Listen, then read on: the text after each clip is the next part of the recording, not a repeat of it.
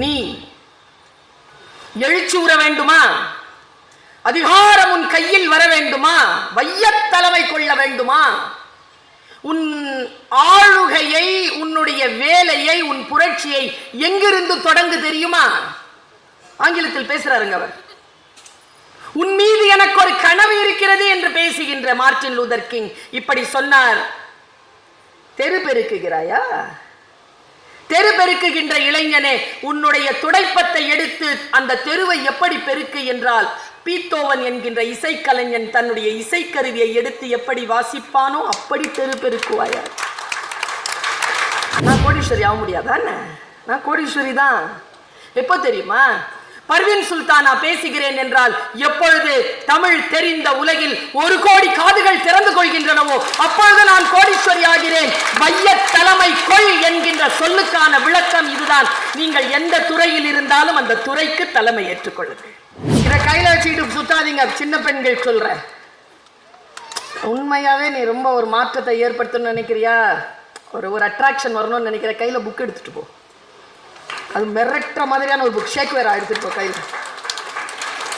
நான் சொன்னால் உனக்கு ஏன் கோபம் வருகிறது அப்படிங்கிற ஒரு புக்கு, பெரியார் புக்கு கையில பிடிச்சிட்டு போ. டாபிக்கே போதும், முன்னால் இருக்கிறவன் தள்ளி நிற்கும். இன்னொன்று, திருச்சி ரோட்லைங்க ஒரு பொண்ணுங்க, இங்கெல்லாம் எப்படி பேனர் கலாச்சாரம் இருக்குன்னு தெரியாது. நான் இங்கிருந்து 135 கிலோமீட்டர் தள்ளி இருக்கிறேன், சென்னையில் இருக்கிறேன். இதுல ஒரு பொண்ணு இப்படி போறா, மணப்பெண். ஒரு பையன் இந்த முந்தானியை அப்படி பிடிச்சி இழுக்கிறான், மணமகன். அந்த பொண்ணு இப்படி திரும்பி பார்க்குது. திருமண நாள் அப்படின்னு பார்த்து அடுத்த மாதம் டேட். அவன் இப்போவே துப்பட்டா பிடிச்சி இழுக்க தொடங்கிட்டான். கல்யாணம் அடுத்த மாதம்தான். இதெல்லாம் கூட வலிக்கலை அமுதா மேடம். அம்மா அப்பா இருக்காங்கல்ல, அந்த 2 பசங்களுக்கு அம்மா அப்பா 2 பேரும் கட்டி பிடிச்சிட்டு கீழே நிற்கிறாங்க ஃபோட்டோவில். உருப்படுமா அது? நான் சொல்லாம யார் சொல்றது? திட்டுவீங்க, திட்டா திட்டிட்டு போங்க. அம்மா அப்படிதான் சொல்வா. கடைசி வரைக்கும், பிள்ளை திருந்தாத வரைக்கும், எவ்வளவுதான் பிள்ளை கோபித்துக் கொண்டாலும் அறிவுரை சொல்வதனை தாய் நிறுத்துவதே கிடையாது. எட்டி உதச்சிட்டு ஓடிருச்சு கழுத. புலி கேக்குதுங்க சிங்கத்துக்கிட்ட. அது பொய் சொல்லுச்சு, நீ ராஜா தானே, செத்து சுண்ணாம்பாய் நிற்கிறேன், சத்தியத்தை பேசிட்டு என்ன வாய மூட சொல்லிட்ட, அதுக்கு விடுதலை போன்னு. அது எட்டி வச்சுட்டு வர போகுது கழுத. எனக்கு ஏன் அந்த தண்டனையை கொடுத்த? காரணத்தை சொல்லு. சிங்கம் காரணத்தை சொல்லிச்சு, டேக்கவே வீட்டில் எடுத்துட்டு போங்க. நீ புலி. கணக்கில் மனிதர்கள் சிறப்பாக இருந்தால் உன் பெயரை தான் சொல்லுகிறார்கள், வீரத்தில் சிறப்பாக இருந்தால் உன் பெயரை தான் சொல்லுகிறார்கள். நீ மிக அற்புதமான ஒரு மிருகம். கழுத மாதிரியான விலங்கோட ஆர்கியூ பண்ணனல்ல, அதனால தான் உனக்கு சைலன்ஸ்ங்கிற தண்டனை. அது சொல்லிட்டு சொல்லிச்சிங்க ஒண்ணு, அதான் நமக்கு பாடம். கழுத எப்பவுமே தான் நம்புறத மாத்திக்காது. எவ்வளோ அறிவுரை சொன்னாலும் மாத்திக்காது. அறிவுரை சொன்னவங்களுக்கு தண்டனை வாங்கி கொடுக்காம ஓயாது. அதனால don't argue with donkeys. Stay tiger. Stay like a lion. அவ்வளவுதான். நீங்க குருவியா மீனா? நான் குருவியா மீனான்னு எனக்கு தெரியும். மீனா இருந்தீங்கன்னு வச்சுக்கோங்க, தரையில் இருக்கிற குருவியை இழுத்துட்டு தண்ணிக்கு போயிருங்க. இல்லை, நான் குருவிதான், இழுத்துட்டு வானத்துக்கு போயிரு. எது வெல்லுமோ தோற்றது வென்றதற்கு உணவாகும். நமக்குள் தான் இருக்கிறது தக்கதும் தகாததும். எது வாழணும் எது வீழணும் என்பதனை நான் தான் முடிவு செய்ய வேண்டும். அடுத்தவர்கள் எனக்கு வழிகாட்டுவார்கள், அவ்வளவுதான். வேலூர் புத்தக திருவிழா 2024 மொழியரசி பர்வீன் சுல்தானா அவர்கள் வையத் தலைமைக்குள் என்கின்ற தலைப்பில் ஆற்றிய உரையின் முழு தொகுப்பினை இங்கே பதிவேற்றம் செய்திருக்கின்றோம். வையத் தலைமைக்குள் என்கின்ற தலைப்பில் உங்கள் மத்தியில் சிறிது நேரம் சிந்திக்கலாம் என்று நினைக்கிறேன்.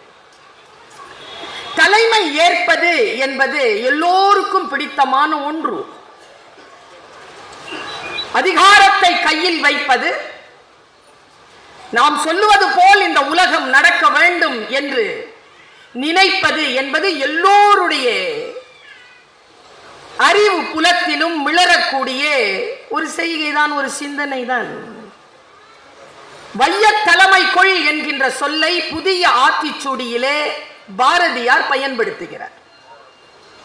இந்த உலகத்திற்கு தலைமை ஏற்றுக்கொள் என்கிறார். நான் எப்பொழுதும் முதலில் பேச வந்த பொருளை, இந்த தலைப்பை நான் எப்படி அணுகுகிறேன் என்பதனை சொல்லிவிட்டால் இந்த சில மணித்துளிகள் என் கரம் பற்றி, என் சிந்தனை கரம் பற்றி நீங்கள் கரை சேரக்கூடும். நான் எப்படி இந்த தலைப்பை உள்வாங்குகிறேன் அப்படின்றத மட்டும் சொல்லிடுறேன். சில பேர் ஃபோன் வச்சுட்டு என்ன என் பேச்சை ரெக்கார்ட் பண்ணிட்டு இருக்கிறீங்க. சுவிட்ச் ஆஃப் பண்ணிடுங்க. ஏன் தெரியுமா? அரை மணி நேரத்தில் யூடியூப்ல வந்துடும். இது வரைக்கும் என்ன எதில் பார்த்துருக்கீங்க? இதில் தானே பார்த்துருக்கீங்க. இன்னைக்கும் இதுலேயே பார்க்கணுமா? நேரில் வந்திருக்கேன்ல.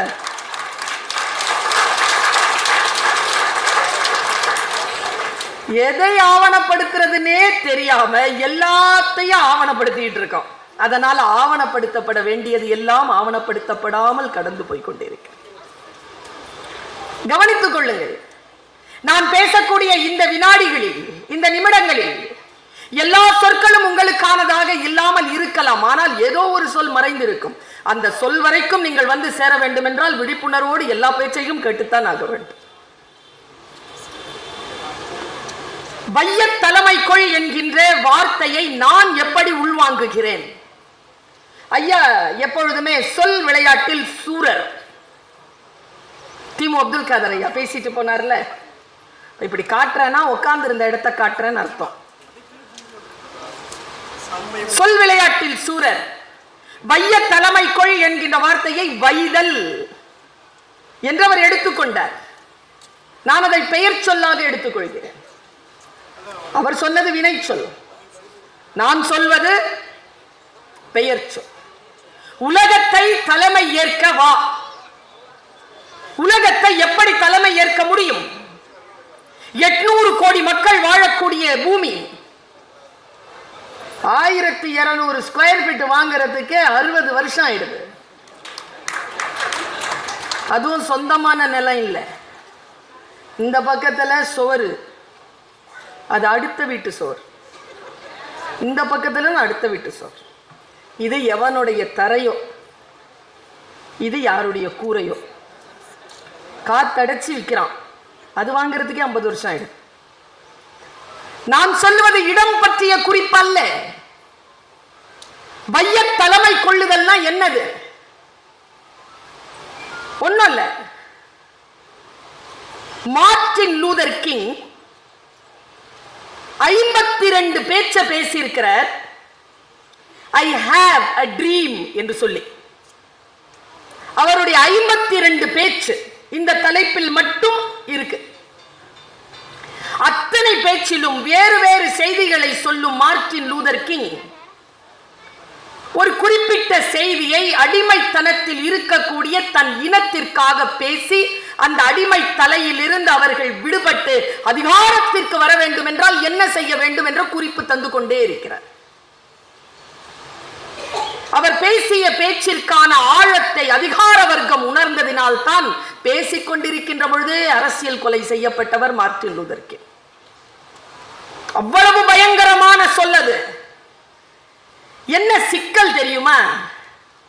புரியணுமே. சொல் வருது, எல்லாரும் தான் பேசுறாங்க. ஆனால் அந்த சொல் எந்த மூலத்தில் இருந்து புறப்பட்டதோ, எந்த சிந்தனையில் இருந்து புறப்பட்டதோ, அந்த சிந்தனைக்கான முழு பொருளை கேட்கக்கூடியவர்கள் உணரத்தக்க வகையில் அமைய வேண்டுமே. பலருக்கு அவங்க நினைச்சிட்டு சொல்றது வேற, இவங்க புரிஞ்சுக்கிறது வேறையா தானே இருக்கு. பாருங்க, மார்ட்டின் லூதர் கிங் சொல்கிறார், என் தாழ்த்தப்பட்ட இனத்தை சேர்ந்த இளைஞனே, நீ எழுச்சி உற வேண்டுமா? அதிகாரம் உன் கையில் வர வேண்டுமா? வையத் தலைமை கொள்ள வேண்டுமா? உன் ஆளுகையை, உன்னுடைய வேலையை, உன் புரட்சியை எங்கிருந்து தொடங்கு தெரியுமா? ஆங்கிலத்தில் பேசுறாருங்க அவர். உன் மீது எனக்கு ஒரு கனவு இருக்கிறது என்று பேசுகின்ற மார்ட்டின் லூதர் கிங் இப்படி சொன்னார். தெரு பெருக்குகிறாயா? தெரு பெருக்குகின்ற இளைஞனே, உன்னுடைய துடைப்பத்தை எடுத்து அந்த தெருவை எப்படி பெருக்கு என்றால், பீத்தோவன் என்கின்ற இசைக்கலைஞன் தன்னுடைய இசைக்கருவியை எடுத்து எப்படி வாசிப்பானோ அப்படி தெரு பெருக்குவாயா? நான் இங்க ஒரு நிமிஷம் நிக்கிறேன். இப்ப நான் யாரு? பேரை சொல்லப்படும். அது அங்க காலேஜ்ல. அவ்வளவுதான். நல்லா பேசுறேன்னா? அமுதா மேடம் 1,00,000 பேருக்கு மேல லைக்ஸ்லாம் இருக்கிறாரு அப்படின்னு சொல்லியிருக்காங்க. எனக்கு எவ்வளவு சம்பளம் கொடுக்கலாம்?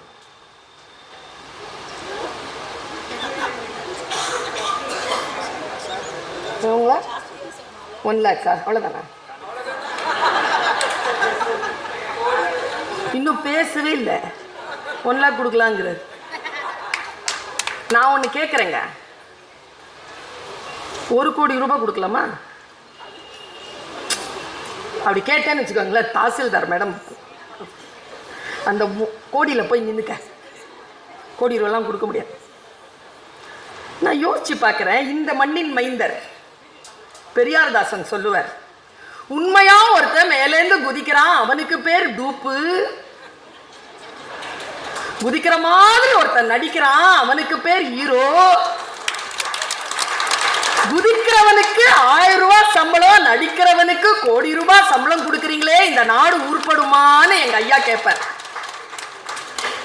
இவ்வளோ தூரம் பயணம் பண்ணி என்னுடைய 30 ஆண்டு கால அனுபவங்களை என்னுடைய நாபி கமலத்தில் சுமந்து வந்து என்னுடைய மூளையில் செலுத்தி மூச்சு காற்றை அடக்கி கொண்டு இனியும் நான் பெற்றுவிட முடியாத என் வாழ்க்கையின் மணித்துளிகளை இதோ இந்த குரலில் தந்து கொண்டிருக்கக்கூடிய எனக்கு கோடி ரூபாய் கிடையாது.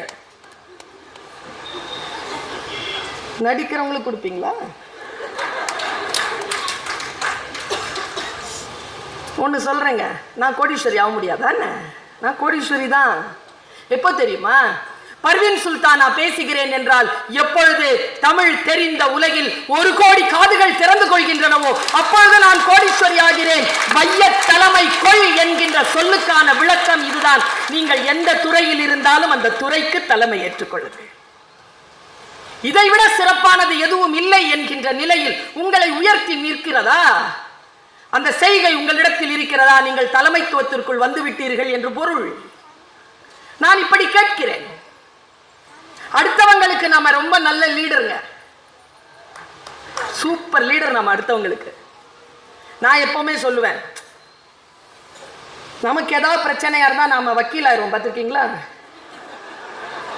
இந்த போஸ்டிங்லாம் டக்கு டக்குன்னு எடுப்போம். நாம அடுத்தவங்க தப்பு செஞ்சா ஜட்ஜ் ஆயிரும், டக்குன்னு ஜட்ஜ் ஆயிரும். கரெக்டா மேடம்? அவ்வளோ பாதிக்கப்பட்டிருக்கீங்க. ஆமான்ட்டாங்க அவங்க. அப்போ அடுத்தவர்களுக்கு தலைமை ஏற்க துடிக்கின்ற நாம், இதோ இந்த சகோதரி இந்த மண்ணில் சில சிந்தனையை விதைத்து போகிறேன். இன்றிலிருந்து உங்களுக்கு நீங்கள் தலைமை ஏற்க தொடங்குங்கள். உங்களுக்கு நல்ல தலைவராக நீங்கள் இருக்கிறீர்களா? உங்களுக்கு நல்ல நண்பனாக நீங்கள் இருக்கிறீர்களா? உங்களுக்கு நல்ல ஆன்ம நேயனாக நீங்கள் இருக்கிறீர்களா? நீங்கள் உண்மையிலேயே லீடர் ஆவதற்கு தகுதி உடையவர்களாக இருக்கிறீர்கள். புத்தக வாசிப்பு என்பது சாதாரண விஷயம் இல்லை. என்கிட்ட மீரா மேடம் கேட்டாங்க, கரெக்டா சொல்லிட்டேன் பேர, ஏன்னா எப்ப பார்த்தாலும் செய்யற வேலையை வச்சுதான் பேர்லாம் காணாம போயிடும். அவங்க தாசில்தார், அவங்க பேராசிரியர், இவங்க பேச்சாளர், பேர் பேர் வரலாறு முக்கியம் அமைச்சர் அவர்களே அப்படின்னா பேர் முக்கியம், பேரோடு சொல்லணும். இப்ப அவங்க என்கிட்ட கேட்டாங்க, நிறைய படிப்பீங்களோ? எனக்கு அதுக்கு பதில் சொல்ல தெரியல. என்ன அளவுன்னு கேட்டேன் அவங்க கிட்ட. நிறையன்னா எவ்வளவு? எவ்வளவு படிக்கிறது? இப்படியா? இவ்வளவா? வாசிக்கின்ற வாழ்க்கை இருக்கு இல்லையா, வாசிக்கின்ற வாழ்க்கை யாருக்கெல்லாம் இருக்கிறதோ அவர்கள் ஆழ் மனதிற்குள் தலைமை பண்பு கொண்டவர்களாக திகழ்கிறார்கள். வாசிப்பு கூட வேண்டும் என்பதற்காகத்தான் இத்தகைய விழாக்கள். நான் சொல்றேன், புத்தகம் என்ன செய்யுங்க. இப்போ இந்த நிறைய அறைகளில் நிறைய புத்தகங்கள் காத்திருக்குங்க, மௌனமா காத்திருக்கு. அதுக்கு மட்டும் வேல்யூம் வச்சுட்டோம்னா என்னங்க ஆகும்? சத்தம் வச்சுட்டோம்னா, இப்படி ஒவ்வொரு புத்தகமும் சத்தமா பேசிட்டு இருக்குன்னு வச்சுக்கோங்க, என்ன ஆகும்? இவ்வளவு சிந்தனைகள், புத்தகங்கள் தனக்குள் எத்தனை விஷயங்களை அடக்கி வைக்கிறது. வைய தலைமை கொள்ள வேண்டுமா? புத்தகங்களை வாசியுங்கள். நான் இப்பொழுது கூட ஒரு புத்தக கண்காட்சியில் சொல்லிவிட்டு வந்தேன், படிச்சுக்கோங்க. லீடர்ஷிப் குவாலிட்டி வேணும்னா படிச்சுக்கோங்க. ஏன் படிக்கணும் அப்படிங்கிறத நான் சொல்றேன். இப்போ ஒரு துண்டு சீட்டு, அதுல ஹீப்ரூலையோ அரபிலையோ சமஸ்கிருதத்திலேயோ வேதங்கள் இருக்கும் இல்லையா, அந்த மொழியில ஏதோ எழுதி கிடக்குது கீழே. நீங்க அந்த மொழியில் வேதம் படிக்கின்றவர்கள், உங்க காலில் பட்டுருச்சு, என்ன பண்ணுவீங்க? எடுத்து கண்ணில் ஊத்திப்பீங்களா?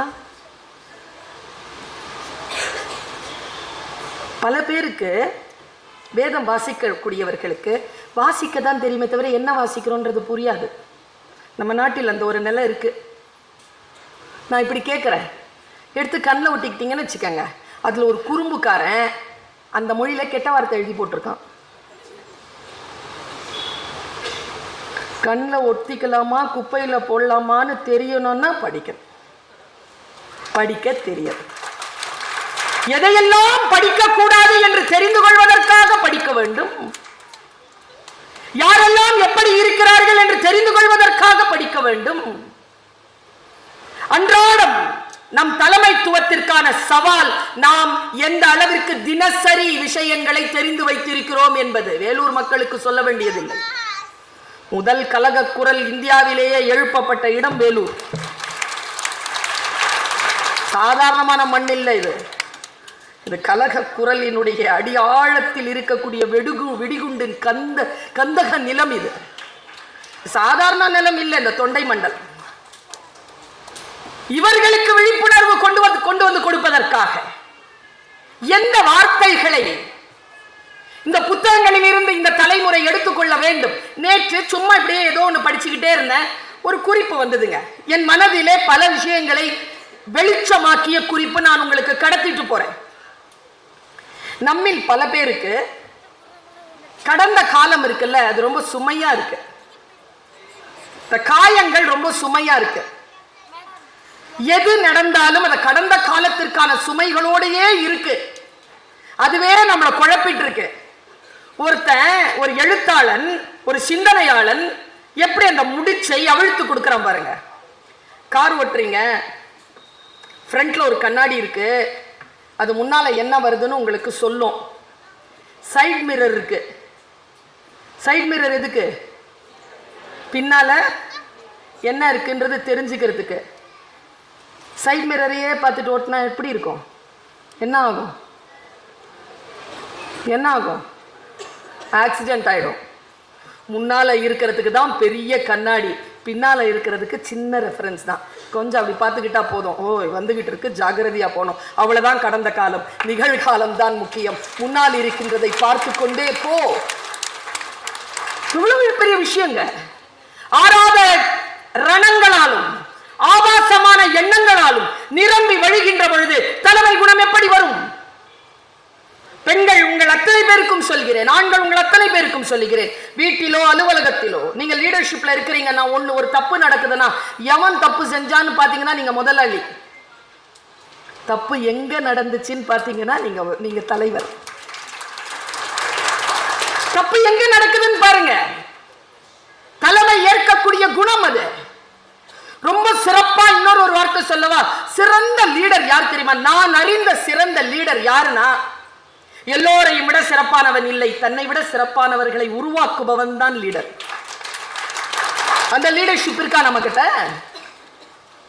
அந்த லீடர்ஷிப் வந்துருச்சுன்னா பைய தலைமை கொள்ள தொடங்கி இருக்கிறோம் அர்த்தம். நான் இப்படி கேட்கிறேன், புத்தகங்களை பற்றி நீங்கள் என்ன நினைக்கிறீர்கள் அப்படின்னு கேட்டா எங்கேயோ படிச்சதெல்லாம் ஞாபகம் வரும்ல. புத்தகத்தை பத்தி என்ன நினைக்கிறீங்க? நானும் ஒரு முறை மீட்டிங்ல பேசிக்கிட்டே இருக்கும்போது என்கிட்ட ஒரு பெண் எழுந்திருச்சு கேட்கிறா. சின்ன பெண், ஒரு 13-14 வயது இருக்கும். அது எப்படி எவ்வளோ பழைய விஷயங்கள் எல்லாம் அப்படியே கொஞ்சம் கூட குறிப்பே இல்லாம அப்படியே பேசிக்கிட்டே இருக்கிறீங்க, எப்படி மெமரி? எனக்கு அதுக்கு எப்படி பதில் சொல்றதுன்னு தெரில. ஏன்னா அது தவிர்த்து மற்ற எந்த குப்பையையும் நான் சேர்த்துக்கிறதே இல்லை. சரியா? இன்னும் ரொம்ப அழகான விஷயம் சொல்லவா? மகாபாரதத்தில் ஆகப்பெரிய மனித சமூகத்தின் சாபம் சொல்லப்பட்டிருக்கு. ஆகப்பெரிய சாபம் என்ன தெரியுமா? யாருக்கு கிடைத்த சாபம் தெரியுமா? கர்ணனுக்கு கிடைத்த சாபம். உன் உயிர் போகும் பொழுது அந்த உயிரை காப்பாற்றிக் கொள்வதற்காக நீ கற்ற கல்வி மறந்து போகும். என் வாழ்க்கையின் ஆகப்பெரிய வரமே நான் 20-25 ஆண்டுகளுக்கு முன்னால் கற்றது கூட எனக்கு நினைவில் நிற்கும் என்பதுதான். கல்வி என்பதே நினைவில் நிற்பதற்கான ஒரு மிகப்பெரிய ஆயுதம் தான். கற்பது எதற்கு தெரியுமா? முக்கியமான சூழல் வருகின்ற பொழுது வெளிப்பட்டு அதை ஆள்கை செய்வதற்கு. ரகசியம் சொல்லவா? எனக்கு வயசான அப்புறமாவும் ரொம்ப தள்ளாத வயதான பிறகும் இயற்கை எனக்கு உயிர் கொடுத்திருந்தால் ஒரே வரம்தான் கேட்பேன். வாசிப்பதற்கு இந்த கண்களில் வெளிச்சம் வேண்டும். அவ்வளவு வச்சிருக்கேன் படிக்கிறதுக்கு, சேர்த்து சேர்த்து வச்சிருக்கேன். எவ்வளவு முடியும் படிக்கிறேன். படிக்கிறதுக்கான சூழல் இல்லாத போது அடுக்கி வைக்கிறேன். படித்து முடிக்க வேண்டிய புத்தகங்கள் என்று அடுக்கி வைத்திருக்கிறேன். இதுதான் இறைவனிடத்தில் என்னுடைய வேட்கை. மகிழ்ச்சியாக வாழ்ந்துவிட்டு வருவேன் என்றால் ஜவஹர்லால் நேரு ஒன்று சொல்லுவாங்க, இந்த வெடிகுண்டெல்லாம் போட்டாதாங்க வெடிக்கும், புக்கெல்லாம் பொருட்ட வெடிச்சுக்கிட்டே இருக்கும். எங்க ஐயா இவர் வலம்புரி ஜான் சொல்லுவார், நீ புரட்டி புரட்டி படிக்கிறாய், அது நல்ல புத்தகம் அல்ல. படிக்கின்ற பொழுதெல்லாம் எந்த புத்தகம் உன்னை புரட்டி புரட்டி போடுகிறதோ அது நல்ல புத்தகம். அவர் புத்தகங்கள் நம்மை புரட்டி போடுகின்றன. இந்த புத்தகங்களுக்குள்ளாக நான் நுழைந்து வெளியேறுகின்ற பொழுது, ஒரு நூலகத்திற்குள் நுழைந்து வெளியேறுகிறேன். இன்னொரு விஷயம் சொல்லட்டுமா? நீங்கள் வரலாற்று நாயகர்களை சந்திக்க வேண்டும் என்றால் புத்தகங்களை சந்தியுங்கள். நீங்கள் காலத்தை கடந்து பின்பக்கமாக போக வேண்டும் என்றால், கடந்த காலத்திற்கு போக வேண்டும் என்றால் புத்தகத்தை கையில் எடுத்துக் கொள்ளுங்கள். இது எல்லாம் பெரியவர்கள் நமக்கு தருகின்ற புத்தகங்களின் மீதான கருத்துகள். புத்தகங்கள் வாசிக்கிறது ஒரு புறம் இருக்கட்டும், காசு கொடுத்து வாங்குங்க. 3 பேருக்கு மட்டும் நன்றி.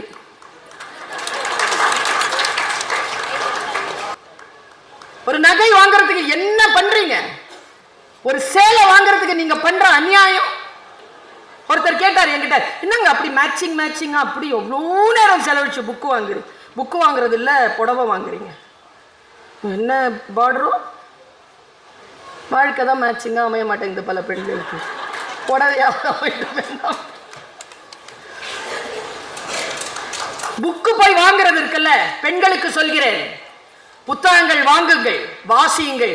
புத்தகங்கள் வாசிக்க தெரிந்த பெண்களை பார்த்து அவர்களை ஏமாற்ற இந்த உலகம் அச்சப்படுகிறது.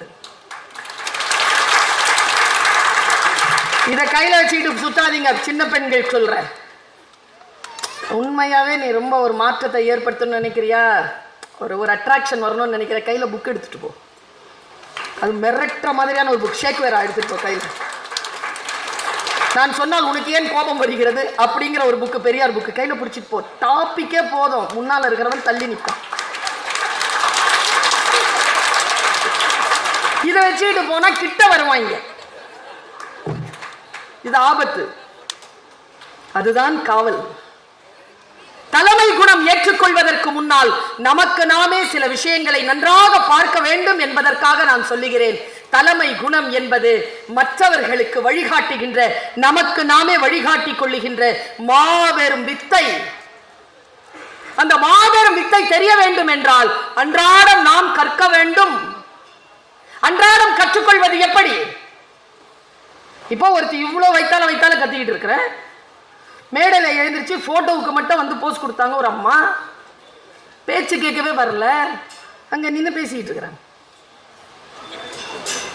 நான் சொன்னது கூட உங்களுக்கு தெரில, டிவியில் பார்த்து தெரிஞ்சுக்குவாங்க, நம்மள தான் சொன்னாங்க. என்ன நோக்கத்திற்காக வந்தோம், அந்த நோக்கத்தை நான் விழுப்புரம்ல பேசினேங்க ஒரு பேச்சு. சில பேருக்கு வலிச்சிருக்கலாம். ஆசிரியை இல்லையா, அம்மா இல்லையா, வலிக்க வலிக்க தான் சொல்லுவோம். ஆனால் கடைசியாக திரும்பி பார்க்கும்போது இனிக்க இனிக்க வாழ்க்கை இருக்கும். அதற்காக தான் வலிக்க வலிக்க சொல்றது. இப்போ தோன்றீர் புகழோடு தோன்றுகன்னு ஒரு குறள் இருக்கா? இருக்கா? குறளை முடிங்க பார்ப்போம். தோன்றீர் புகழோடு தோன்றுக. சூப்பர். என்ன அர்த்தம்?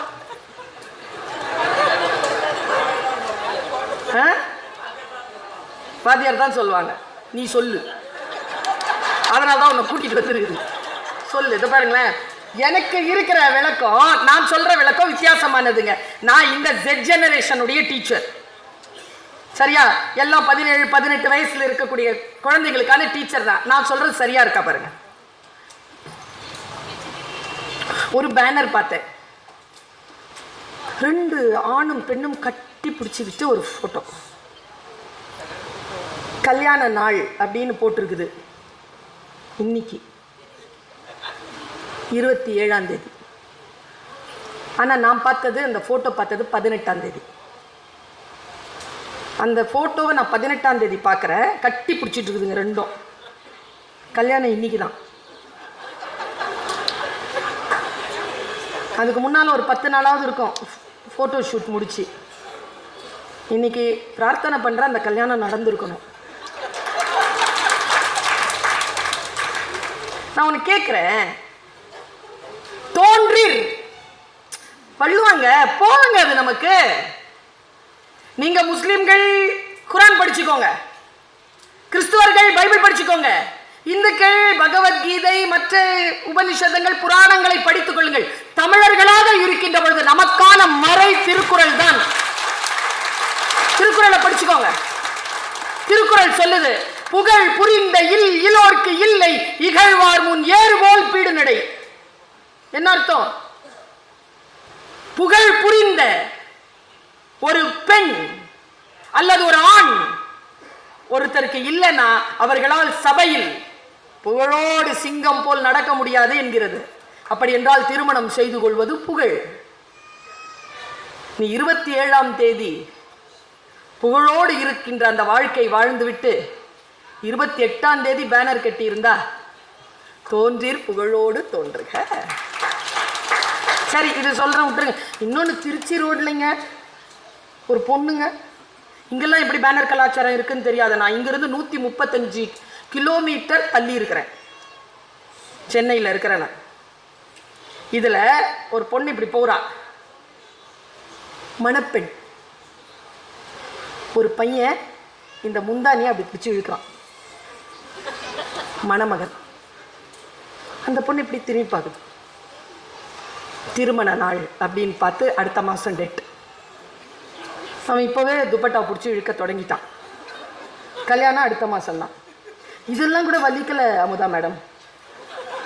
அம்மா அப்பா இருக்காங்கல்ல, அந்த 2 பசங்களுக்கு அம்மா அப்பா 2 பேரும் கட்டி பிடிச்சிட்டு கீழே நிற்கிறாங்க ஃபோட்டோவில். உருப்படுமா அது?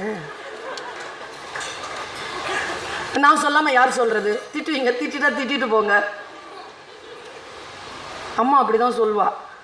கடைசி வரைக்கும், பிள்ளை திருந்தாத வரைக்கும், எவ்வளவுதான் பிள்ளை கோபித்துக் கொண்டாலும் அறிவுரை சொல்வதனை தாய் நிறுத்துவதே கிடையாது. இப்படி சொல்றேங்க. செல்ஃபி பிடிக்கிறீங்களா? சினிமா ஆக்டர்ஸ், அரசியல் தலைவர்கள், புகழ், உங்க செல்ஃபி எடுத்துக்கிறீங்களா? லீடர்ஷிப் குவாலிட்டி உங்ககிட்ட இருக்கான்னு பார்த்துக்கோங்க. நான் சொல்லித்தரேன் லீடர்ஷிப் குவாலிட்டியை. நான் ஒன்றும் பெரிய செலிபிரிட்டி கிடையாது, நான் ஒரு ஸ்பீக்கர், அவ்வளோதான். செல்ஃபி எடுத்துக்கிறீங்களா? இப்படி ஸ்க்ரீனை பார்க்குறீங்களா? 2 பேரில் ஒருத்தர் புகழுடையவராக இருக்காங்களா? அப்போ தானே நீங்கள் எடுக்கிறீங்க செல்ஃபி. அது ஏன் நீங்களாக இருக்கக்கூடாதுன்னு கேட்குறேன் நான், அவ்வளோதான். ஐயா நீங்களே இருக்கக்கூடாது. தோன்றீர் புகழோடு தோன்று, அக்திலா தோன்றலின் தோன்றாமை நன்று. கம்முனு குளிக்கிறதுக்காக தென்காசிக்கு குற்றாலம் போனா 4 பயலுவ ஓடி வந்து தப தபன்னு தண்ணி உழுது. தள்ளுங்க தள்ளுங்க தள்ளுங்க செல்ஃபி எடுத்தானோ, குளிக்காம போயிட்டாங்க. அந்த அருவிக்கு அதை விட பெரிய அவமானம் வேறு என்ன? தோன்றி புகழோடு தோன்று. நான் ஒண்ணு கேட்கிறேங்க, தமிழ்நாட்டிலேயே சுயமரியாதையில் முன்னிற்கக்கூடிய மாநிலம் தமிழ்நாடு என்றால் தமிழ்நாடு சுயமரியாதையுடன் இருக்கிறது என்பதற்கான சிறு சிறு உதாரணங்கள் இப்பொழுது நான் பேசிக் கொண்டிருப்பது. கற்றுக்கொள்ளுங்கள். படித்தால் தான் தெரிகிறது விடுதலை என்பது என்ன என்று தெரிகிறது, அடிமைத்தனம் என்பது என்ன என்று தெரிகிறது. பல இடங்கள்ல எனக்கு புரிஞ்சதே இல்லை, பல நேரங்கள்ல இங்க செய்யல அந்த வேலையை. சாதாரணமா நாங்கெல்லாம் வந்தா எங்களுக்கு ஒரு சால்வை போத்துவாங்களா? பொன்னாடை பையனாடை போத்துவாங்களா? ஏன்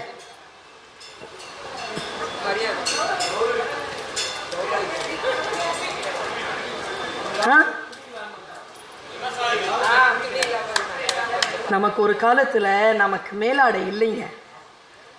மேலாடை பெற்ற சுயமரியாதையுடன் வாழ்கின்ற இனம் என்று இந்த அடுத்த தலைமுறைக்கு சூளுரைக்கக்கூடிய ஒரு முறைதான் வருகின்றவர்களுக்கு ஆடை அணிவித்து பெருமை சேர்த்த திராவிட சிந்தனை. ஆமாம் தானே? அப்பனா இன்றைய தலைமுறைக்கு ஒரு விஷயம் சொல்லணும்ல, எப்பா உடம்ப போர்த்தி துணி போடுறது தான்ப்பா சுதந்திரம், அதை கழட்டி காட்டுறது அப்படிங்கிறது அடிமைத்தனம்ப்பா, இது நம்ம நாட்டினுடைய மரபுப்பா, நம்ம மொழியினுடைய மரபுப்பா என்று. லீடர்ஸ பாருங்க, எந்த பெண் லீடராவது குறையாடை உடுத்தி கொண்டு வருவாளா? நீ லீடராக வேண்டும் என்றால் மரியாதையோடு உன்னுடைய உடலை ஒரு ஆயுதமாக மாற்றினால் ஒழிய நாம் தலைமைத்துவத்தை பெண்கள் மத்தியில் வளர்க்க முடியாது.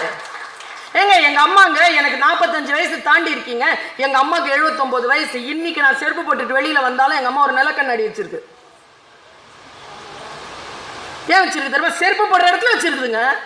ஆள் உயர நிலக்கண்ணாடி, ரூம்ல எல்லாம் இவ்வளவுதான், ஆள் உயர இருக்கு செருப்பு போடுற இடத்துல. எனக்கு தெரிஞ்ச எங்க அம்மா ஒரு 30 வருஷமா வச்சிருக்காங்க. அதை செருப்பு போடும்போது பெண் குழந்தைகள் 3 எங்க அம்மாவுக்கு, அவங்களையும் சேர்த்து 4 பெண்கள் எங்க வீட்டுல. வெளியில போகும்போது செருப்பு போடும் பொழுது, நீ உலகத்திற்கு இப்படித்தான் தெரிகிறாய் என்பதனை முதலில் நீ பார்த்து கொண்டு புறப்படு என்று சொல்லி போட்டு. அடிப்படையில் சில வெளிச்சங்கள் நமக்குள் வராமல் நாம் அடுத்தவர்கள் பத்தி எல்லாம் பேசிட்டு இருக்க முடியாது. நான் இன்னொரு மீட்டிங்ல கூட நான் சொன்னேன், என்ன ஆர்குமெண்ட், அதுவும் இந்த 16, 14, 13 பா. ஒரு பையன் என்கிட்ட கேட்கறான், ஏன் படிக்கணும், பதில் சொல்லு, ஏன் படிக்கணும்னு கேட்கறான். அவனுக்கு வயசு 13, 14. நான் எப்படி சொல்லுவேன் தெரியும், எப்படி சொன்ன தெரியுமா பதில்? நீ ஏன் தெரியுமா குழந்தை கேட்கிற இந்த கேள்விய? உன் முன்னோர்களுக்கு தொடர்ந்து கல்வி மறுக்கப்பட்டு இருந்திருக்கிறது, அதனால் தான் உனக்கு இந்த கேள்வி வந்திருக்கிறது. இல்லை என்றால் இந்த கேள்வி உனக்கு வந்து இருக்காது. மறுக்கப்பட்ட சமூகத்திலிருந்து வந்துட்ட. புரட்சியான எண்ணங்கள், லீடர்ஷிப் குவாலிட்டி வளரணும்னா ஆர்குமெண்ட் இருக்கக்கூடாது, விஷயங்களை புரிஞ்சுக்கணும். புரிஞ்சுக்கிட்டு அப்புறமா ஆர்கியூ பண்ணுங்க. எனக்கு தெரிஞ்சு சின்ன குழந்தைகள் நிறைய பேர் வந்திருக்கிறீங்க, அவங்களுக்கானது தான், பெரியவங்களுக்கு இல்லை. இருந்தாலும் பெரியவங்களுக்கானது கூட நான் வச்சுக்கோ. ஒரு ஊர்ல ஒரு காட்டுல ஒரு கழுதை இருந்துச்சான். கழுதை டாங்கி. அந்த கழுதைக்கு வயிறு நிறைஞ்சிருச்சு. சில கழுதைகளுக்கு வயிறு நிறைஞ்சா திமிரு வந்துடும், அதுக்கும் திமிரு வந்துருச்சு. திமிரோட நடந்துச்சு. பசிச்சு ஒரு புலி உட்காந்துட்டு இருந்துச்சு. அங்க புலியை பார்த்து, ஒன்றும் சாப்பிடல போல இருக்கு. ஆமா, நான் வயிறு ஃபுல்லாக சாப்பிட்டேன், எனக்கு தெரியும், நான் புல்லு சாப்பிட்டேன், நீ புல்லு சாப்பிட மாட்டேன்னு எனக்கு தெரியும், இருந்தாலும் சொல்கிறேன் புல்லு சாப்பிட்டேன். பல்ல கடிச்சிக்கிட்டே புலி சொல்லிச்சு, நான் புல்லு சாப்பிட மாட்டேன், ஆனால் புல்லு சாப்பிட்றவங்கள சாப்பிடுவேன், போயிரு மரியாதையாக. தன்னை இன்சல்ட் பண்ணிருச்சா புலி அப்படின்னு நினைக்குது கழுதை. எப்படியாவது புலி ஏதாவது சிக்கல்ல மாட்டணும்ட்டு. இல்லை, உங்ககிட்ட ஒரு டவுட்டு கேட்குறேன். பசி வந்தா பத்தம் பறந்து போயிருமாமே, உனக்கு சரியா நாலேஜ் இருக்கான்னு கேட்குறேன். இப்போ நான் சாப்பிட்டேன்ல புல், அது என்ன கலர் இருந்துச்சு? புலியில போயிருன்னு. இல்லை சொல்லு, போயிடுறேன், என்ன ஒரே வார்த்தை தானே சொல்லு. சரி போ, கிரீன். சாப்பிட்டது நான், நீ எப்படி கலர் சொல்வ? ப்ளூ. ஏய் இங்க பாரு, நான் புல்லு சாப்பிட மாட்டேன், ஆனா அது கிரீன் எனக்கு தெரியும். நான் சாப்பிட்டவன், நான் சொல்றேன் ப்ளூ. ரெண்டு பேருக்கும் ஆர்குமெண்ட் முத்திருச்சிங்க. சண்டையினுடைய உச்சத்துல மற்ற மிருகங்கள் எல்லாம் கூட்டிட்டு போய் சிங்கத்துக்கிட்ட நிறுத்திட்டாங்க. இப்போ நம்ம எல்லாருமே இந்த புலியா கழுதையா சிங்கமானு தெரிஞ்சுக்கணும். நான் யாருன்னு எனக்கு தெரிஞ்சு போச்சு, நீங்க யாருன்னு தெரிஞ்சுக்கோங்க. சிங்கத்திட்ட போச்சா? சிங்கல்ல என்னடா பிரச்சனை சார்? நான் சாப்பிட்ட புல்லுக்கு இவன் கலர் சொல்றான் சார். என்னப்பா கலர் சொன்ன? ஏன் தலை, புல்லு கிரீன் தானே தலை, பசியோட இருக்கேன் தலை, புல்லு தலை, பிறந்ததுல இருந்து சாப்பிட்றேன், நான் சொல்றேன் ப்ளூ. எங்கடா சாப்பிட்ட? கழுதை கிட்ட கேக்குது சிங்கம். எங்க சாப்பிட்ட? உன் ராஜ்யத்துல தான் சாப்பிட்டேன். என்ன கலரா சாப்பிட்ட? கிரீன். எனக்கு தெரியும் சார், இந்த புலி மாதிரியே நீங்களும் புல்லு சாப்பிட மாட்டீங்க, ஆனா கலர் சரியா சொல்வீங்கன்னு நம்பிதான் சார் நீதிமன்றத்துக்கு வந்திருக்கிறேன். எது? கழுதை. சிங்கம் கேட்டுச்சா? சாப்பிட்டியாடா? சாப்பிட்டேன். எப்போத்துல இருந்துப்பா சாப்பிட்ற? பிறந்ததுல இருந்து சாப்பிட்ற. என்ன கலர்ப்பா சாப்பிட்ற? ப்ளூ தான் சாப்பிட்ற. ப்ளூன்றதை நீ நம்புறியாப்பா? நம்புறேன். கிரீன் இல்லையா? இல்ல. சரி போ, ப்ளூ தான் போ. சார் என்கிட்ட போராடிக்கிட்டே இருக்கு சார், இதுக்கு ஏதாவது தீர்ப்பு சொல்லுங்க சார், அப்பதான் போவேன். ஏய் இத கூட பேசினல்ல நீ, 5 மாசம் பேசக்கூடாது. சைலன்ஸ். எட்டி உதச்சிட்டு ஓடிருச்சு கழுதை. புலி கேக்குதுங்க சிங்கத்துக்கிட்ட. அது பொய் சொல்லுச்சு.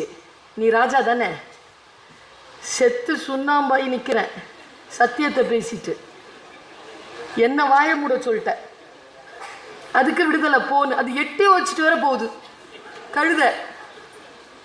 எனக்கு ஏன் அந்த தண்டனையை கொடுத்த? காரணத்தை சொல்லு. சிங்கம் காரணத்தை சொல்லிச்சு. டேக்கவே, வீட்டில் எடுத்துட்டு போங்க.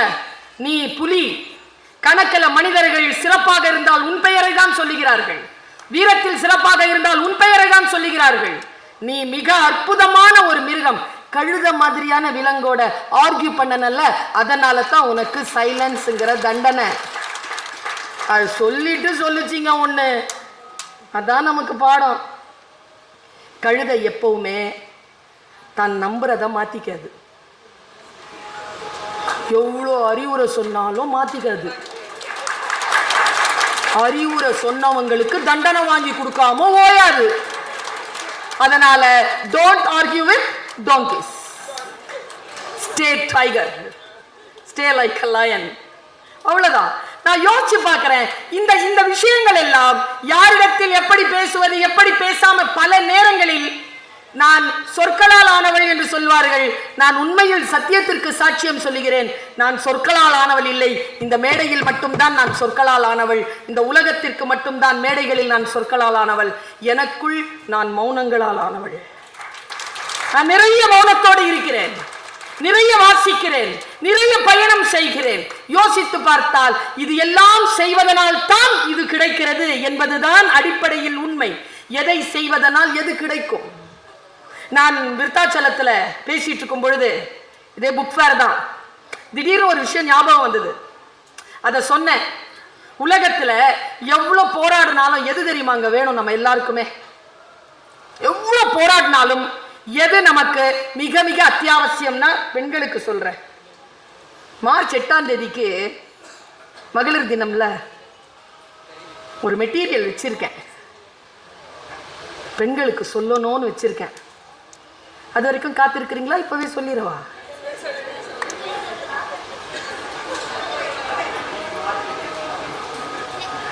உங்களுக்கெல்லாம் அகேன்ஸ்ட் ஆனது தான்.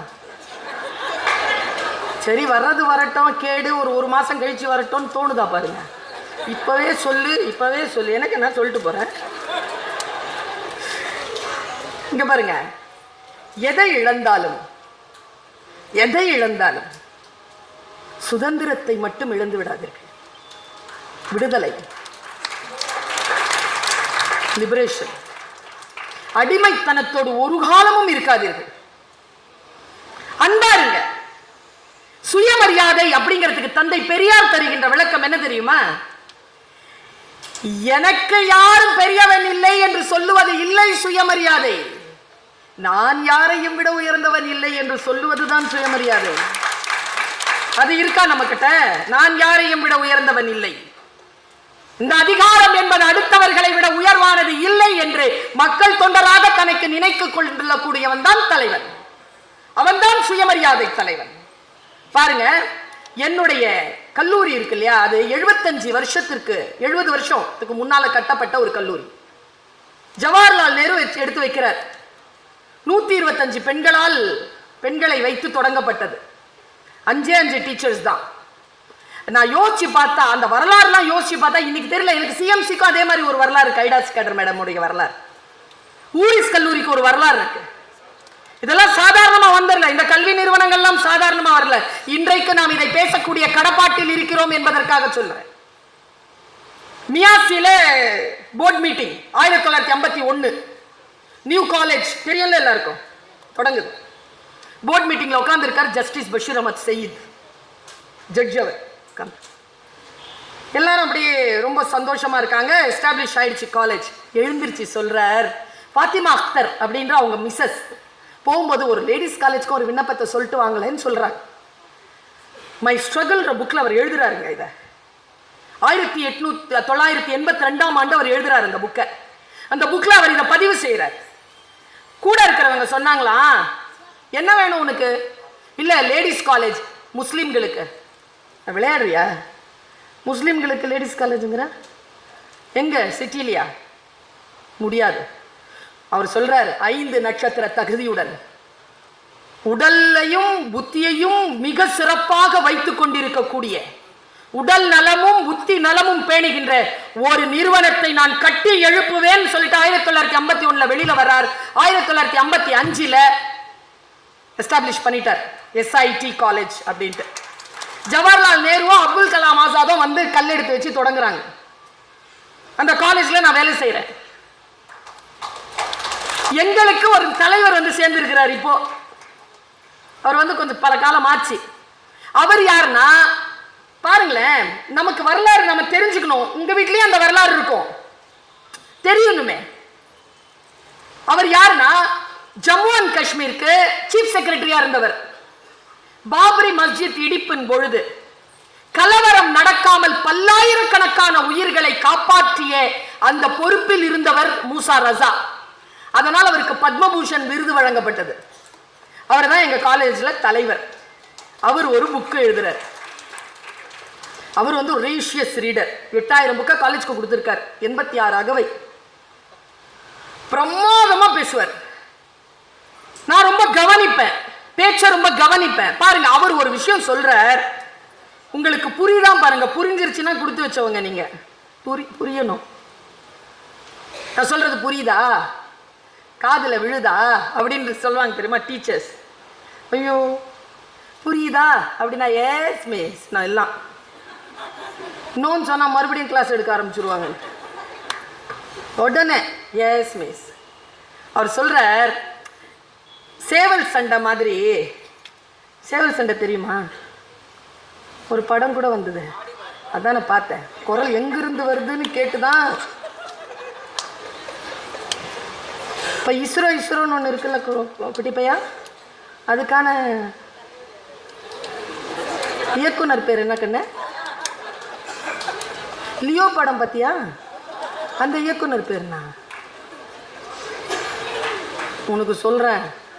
லியோ பட இயக்குனர், ஜெயிலர் பட இயக்குனர், இப்போ வந்திருக்கக்கூடிய எல்லா முன்னணி நட்சத்திரங்களுடைய பட இயக்குனர் பேரெல்லாம் நம்ம தெரிஞ்சு வச்சுக்கிட்டிங்கன்னா அவங்க நிறைய சம்பாதிப்பாங்க. நான் சொன்னல இந்த இஸ்ரோ இந்த மாதிரி அமைப்புகள், அதில் இருக்கிற இயக்குநர்களை பற்றி தெரிஞ்சுக்கிட்டேன்னா நாம் நிறைய சம்பாதிக்கலாம், நாம் நிறைய உயரலாம், நாம் நிறைய பயணம் பண்ணலாம், நாம் நிறைய பதவியில் உட்காரலாம். பல விஷயங்கள் நமக்கு தெரிய மாட்டேங்க, தெரிஞ்சுக்கணும்.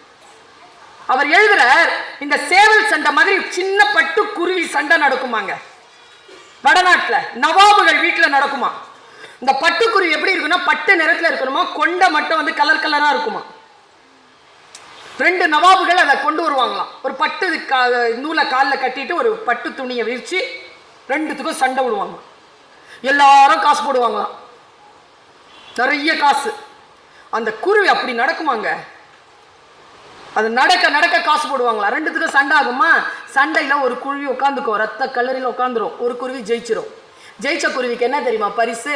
ஜெயிச்ச குருவினுடைய ஓனருக்கு 1 லட்சம் ரூபா. ஜெயிச்ச குருவிக்கு ஒரு தங்க கூண்டு, ஒரு பெரிய ஒரு பட்டம், அதில் ஒரு தங்க சங்கிலி. அது இப்படியே நடந்து போய் உள்ளே போய் உட்காந்துக்கும். அதுக்கு ஒரு கிவி பழம் கொடுப்பாங்க. தோத்த குருவி இருக்குல்ல, அதுக்கு என்ன தண்டனை தெரியுமா? அவங்க வாத்தியார் இனிமேல் குருவி சண்டையே நடத்தக்கூடாது. 1, 2, 5 வருஷம் ஏதோ பேன். அடுத்தது அந்த குருவியினுடைய கொண்டை இருக்குல்ல, அதை வெட்டி குருவியை பறக்க விட்டுருவாங்க. மூசா ராஜா எழுதி முடிக்கிறார், நான் ஜெயித்த குருவிக்காக வருத்தப்படுகிறேன், தோற்ற குருவிக்காக சந்தோஷப்படுகிறேன். எதை இழந்தாவது சுதந்திரத்தை தக்க வைத்துக் கொள்ளுங்கள். ஜெயிக்கிறோமோ தோக்கிறோமோ அது முக்கியம் இல்லை. இறக்கின்ற பொழுது எங்கள் கல்லூரிக்கு 1 மாதத்திற்கு முன்னால் வந்த பாலு மகேந்திரா சொன்னார், நான் இந்த உலகத்திற்கு சொல்லிவிட்டு போகின்ற செய்தி இதுதான், ஜெயிக்கிறோமோ தோக்கிறோமோ அது முக்கியம் இல்லை, விரும்பியதை செய்து கொண்டிருக்கிறோமா, அந்த சுதந்திரம் இருக்கிறதா, அதுதான் முக்கியம் என்று சொன்னார் இல்லையா. அந்த சுதந்திரத்தை தக்க வைத்துக் கொள்ளக்கூடிய உணர்வு. நான் சொன்னல மார்ச் 8ஆம் தேதிக்கு ஒரு தகவல் இருக்கு என் கையிலன்னு. பெண்கள் எவ்வளவுதான் வன்முறைக்கு உட்பட்டாலும் அந்த யார் நம்மளை அபியூஸ் பண்றாங்களோ அவங்களோடயே இருப்பாங்க. பார்த்துருக்கீங்களா? எப்போ யோசிச்சு பார்த்துருக்கீங்களா? அதுக்கு என்ன காரணம்னு நான் சைக்காலஜிஸ்ட் கிட்ட போய் உட்காந்து கேட்டு புக்கு படித்து என்ன காரணம்னு தெரிஞ்சுக்கிட்டேன். யார் நம்மளை ரொம்ப அபியூஸ் பண்ணுறாங்களோ அவங்க பக்கத்துலேயே இருப்போம். நாம அவங்களுக்கு ஒரு மாதிரி போதையாக அவங்க கூடவே இருப்போம். ஏன் அப்படின்னா அவங்க அபியூஸ் மட்டும் பண்ண மாட்டாங்களாம், நடுவில் கொஞ்சம் முத்தங்களும் கொடுத்து கொள்வார்களாம். இதுக்கு ட்ராமா பாண்டேஜ்னு பேரு. நடுவில் அவர்கள் காட்டுகின்ற சிறிய சிறிய அன்புக்கும் நடுவில் அவர்கள் தருகின்ற சிறிய சிறிய பரிசுகளுக்கும் பெரிய பெரிய காயங்களையும் பெரிய பெரிய இழப்புகளையும் சமாளித்து கொண்டு அவர்களுக்கு அடிமையாக இருக்கக்கூடிய குணநிலையிலிருந்து இன்றைக்கே வெளியில் வந்து விடுங்கள். ஏன் எதுக்குன்னு கேட்டோம்னு வச்சுக்கோங்களேன், இந்த நான் சொல்றேன்ல குவாலிட்டி லீடர்ஷிப்ங்கிறது குவாலிட்டி. இங்க வந்து மேடையில் உட்கார வேண்டிய அவசியம் கிடையாது, கோப்பிலே கையெழுத்து போட வேண்டும் என்ற அவசியம் கிடையாது. பாஞ்சாலி சொன்னால, ஏமா நீ உன் விடுதலையை கேட்கவே இல்லைன்னா கொண்டு வந்து நிறுத்திட்டாங்க, அவமானப்படுத்திட்டாங்க. கடைசியா 2 வரம் கேளு, என்ன வேணாலும் உனக்கு கொடுக்குறோம் அப்படின்னா இந்த 5 புருஷன்மார்களையும் விடுதலை செய்யுங்க, என்னுடைய தாய்நாட்டை விடுதலை செய்யுங்கன்னு சொன்ன அவ அந்த திருதராஷன் கேட்கிறான், உன் விடுதலையை மட்டும் நீ கேட்கலையே தாயேன்னு. நான் அடிமையே இல்லைங்கிறேன், எனக்கு யாரா நீ விடுதலை கொடுக்கறதுக்கு? இந்த எண்ணம் தாங்க. எது நடந்தாலும் அது வன்முறையை தவிர என்னுடைய உடன்பாட்டினால் அது நடக்கவில்லை என்று நினைத்து கொண்டால் உங்களிடத்தில் லீடர்ஷிப் குவாலிட்டி இருக்கிறது, போராட்ட குணம் இருக்கிறது. நான் ஒரு போராட்ட குணத்திற்கான ஒரு சாட்சியத்தை சொல்லிட்டு போறேன். 4 நாளுக்கு முன்னாலங்க தினத்தந்தி படிச்சுட்டு இருக்கேன். பெண்கள் சொல்றேன், நான் இளைஞர்களுக்கு சொல்றேன், என்ன குவாலிட்டி நம்ம கிட்ட இல்ல தெரியுமா? காலம் காலமாக தந்த கற்பிதங்களை ஏன்னே கேட்கறது இல்லை. தந்தை பெரியார் சொல்லி கொடுத்திருக்காரு எனக்கு, அப்பன் தோண்டிய கிணறு என்பதற்காக உப்பு தண்ணீரை நீ குடிக்காத. மறு வேற ஏதோ ஒரு கட்சி தான் வச்சிருக்குது அந்த வார்த்தைகளை, அடங்க மறு அத்துமீறு. கட்சி என்னவோ, ஆனால் அது பிடிச்சிருக்குது எனக்கு. நல்ல விஷயம் இல்லைங்க. அடங்க மறு, நோ சொல். எத்தனை விஷயத்திற்கு நீ நோ சொல்கிறாயோ, எத்தனை அடிமைத்தனங்களுக்கு நீ நோ சொல்கிறாயோ, நாளை உன் சமுதாயம் அதற்கான கனி உண்ணும் என்பதற்காக 4 நாட்களுக்கு முன்னால் 1988 செலினா ஜோன்ஸ் என்கின்ற ஒரு பெண் வழக்கு ஒண்ணு போடுற உயர் நீதிமன்றத்தில். 2024 பிப்ரவரி மாசத்துல தீர்ப்பு வந்திருக்கு. எத்தனை வருஷம்? 36 வருஷம். 36 இயர்ஸ். 3 தலைமுறை. அந்த பெண் 3 தலைமுறை காத்திருக்கிறார். என்ன கேஸ் தெரியுமா? அவ ஒரு நர்ஸ், டிஃபென்ஸ்ல போய் ஜாயின் பண்ணிருக்கா. ஜாயின் பண்ண 3 மாசத்துல கல்யாணம் நடந்திருக்கு. கல்யாண பத்திரிகையை பிரிகேடியர் கிட்ட கொடுத்தா. பத்திரிகையை வாங்கி வச்சுட்டு போயிட்டு வாமான்னு சொன்னவர் பின்னாலேயே டெர்மினேஷன் லெட்டர் அனுப்பிச்சிட்டார். நர்ஸா இருக்கிறவர் கல்யாணம் பண்ணிக்கிட்டானா ராணுவத்துல இடம் கிடையாது. போட்டா வழக்கு 36 வருஷம் நடந்துச்சு. உயர் நீதிமன்றம் என்ன தீர்ப்பு சொல்லி இருக்கு தெரியுமா? ஒரு பெண்ணிற்கான வேலைக்கும் அவள் திருமணத்திற்கும் தொடர்பு கிடையாது. அந்த டிஃபென்ஸ் இந்த பெண்ணுக்கு 60 லட்சம் ரூபாயை ஒரே பேமெண்டா கொடுக்கணும் அப்படின்னு சொல்லிட்டு போயிடுச்சு. நான் பெருமைப்படவா துக்கப்படவா? ஒரு குடிமகளா பெருமைப்படுறேன், ஒரு பெண்ணா துக்கப்படுறேன். அவ 36 வருஷம் போச்சு இல்ல? அவ அதுல இருந்து ஒரு சிங்கிள் டீ குடிக்க முடியுமா? இப்போ எல்லாம் பேரம் பேத்திங்க எடுத்துட்டு போயிடுவாங்க. அவ முதிய நிலையில் இருப்பாள். இப்போ 88 வயசுல 1988 20 வயசுல இருந்தவ இப்ப என்ன வயதில் இருப்பாள்? அவளுக்கான வயது போனது. ஆனால் நீதிக்காக அந்த செலினா ஜோன்ஸ் போராடினால இந்த இடத்தில் பர்வீன் சுல்தானா அவளுக்கு ஒரு சல்யூட் கொடுக்கிறேன். நான் ஐ சல்யூட். போராடி பெறுங்கள். நம்முடைய உரிமை என்பது போராட்டத்தில் தான் வந்தது. நான் இப்படி சொல்லுவேன், பல இடங்கள்ல சொல்லுவேன். இந்த மேடையில அந்த மேடம் உட்கார்ந்து இருக்காங்க, பேராசிரியர் உட்கார்ந்து இருக்காங்க, வட்டாட்சியர் உட்கார்ந்து இருக்காங்க, மேடம் உட்கார்ந்து இருக்காங்க, ஆண்களும் உட்கார்ந்து இருக்காங்க. இந்த ஆண்களுக்கும் பெண்களுக்குமான வித்தியாசம் என்ன தெரியுமா? இவங்கெல்லாம் ஒரு 30-40 வருஷம் உழைச்சிருந்தா இந்த சீட் கிடைச்சிரும். அவங்களுக்கு நாங்க இங்க உட்காரத்துக்கு பின்னால 1000 வருஷம் போராட்டம் இருக்கியா? 1000 ஆண்டுகள் போராட்டத்திற்கு பிறகுதானே எங்களுக்கு கிடைத்தது. கிடைச்சிருச்சா? சாதாரணமா கிடைச்சிருச்சா? இதெல்லாம் படிப்பெல்லாம் சாதாரணமா கிடைச்சிருச்சா? பேச்சுரிமை சாதாரணமா கிடைச்சிருச்சா? இது கிடைத்தவற்றை விட்டுவிடாமல் தக்க வைத்துக் கொள்வதற்கான வழி என்ன? இந்த லீடர்ஷிப்பை நான் எப்படி அடுத்த தலைமுறைக்கு கடத்துவது? எந்த விஷயத்திற்கு நான் நோ சொல்வது, எந்த விஷயத்திற்கு நான் எஸ் சொல்வது? உங்கள் அத்தனை பேரையும் பார்த்து சொல்கிறேன். பல நேரங்கள்லங்க இது நம்மளை ரொம்ப படுத்துதியா, ரொம்ப படுத்துது. எங்க படுத்துதுன்னு சொல்லவா? ரொம்ப இது ஆளுமை செய்யற இடம் எதுன்னு சொல்லவா? ஒரு பையன் சொல்றான், கள்ளக்குறிச்சியில் என்கிட்ட கேட்குறான், ரீல்ஸ் பார்க்கறதுக்கு மேடம் 7ஆம் கிளாஸுங்க, ரீல்ஸ் பார்க்கறதுக்கு 1 நிமிஷம் தான் சொல்லிட்டு இப்படி பார்த்தேன்னா நிமிர்ந்து பார்க்கும்போது 24 மணி நேரம் ஆச்சு. கிளாஸ்க்கு போனேன்னா அப்பா இவ்வளோ நேரம் ஆயிடுச்சு இன்னும் முடியலையான்னு நிமிர்ந்து பார்க்கும்போது 10 நிமிஷம் தான் போயிருக்கு. இதுலேருந்து வெளியில் வரத்துக்கு நான் என்ன பண்ணுறதுன்னு எனக்கு சொல்லிக் கொடுங்கங்கிறான். இப்போ நான் அவனுக்கு என்னன்னு சொல்கிறது? உங்கள் எல்லாருக்குமே சொல்லவா? ஒரு வேலையிலேருந்து ஆரம்பிப்போம். ஒரு நாளைக்கு 10 மணிக்கு மேலே செல்ஃபோன் மூஞ்சியில் முழிக்கிறது இல்லை. ஃபியூனரில் இருக்கிற மாதிரி இருக்கிறாங்க பாருங்க. அதெல்லாம் முடியும். நீ சொன்னா எனக்கு இன்னும் ரொம்ப வருத்தம் என்ன தெரியுமா? இப்போ வந்துடும் ஆம்பளை பொம்பளை சண்டைங்க. பாத்ரூம் போகும்போது கூட இதை எடுத்துட்டு போகணுமா? பாத்ரூம் தானே போறீங்க. கொல்லைக்கு போகும்போது கூட்டு உதவாதுன்னு சொல்லியிருக்காங்களா இல்லையா? சொல்லியிருக்காங்களா? கூட யாரையும் கூட்டு போகக்கூடாதுன்னு சொல்லியிருக்காங்களா? யாராவது ஒருத்தர் நம்ம கூட இருக்கணும். ஆனால் யார் ஒருத்தர்னா அவரு நாம தான் பேசணுமே தவிர, அதுங்க நம்ம இதமா நம்ம கிட்ட பேசுமே தவிர நம்மளை எதிர்த்து ஒன்றும் பேசிடாத ஒரு ஆளை பாத்ரூம்குள்ளே கூட்டு போய் உட்காரு. இப்போ சண்டை தொடங்க வைக்கவா? ஏன் ஆம்பளைங்க உடனே வந்து இதை எடுத்துட்டு பாத்ரூம் போறாங்க சொல்லுங்க பார்ப்போம். ஒருவேளை வைஃப்க்கு பாஸ்வேர்ட் தெரிஞ்சு அந்த 5 நிமிட்ஸ்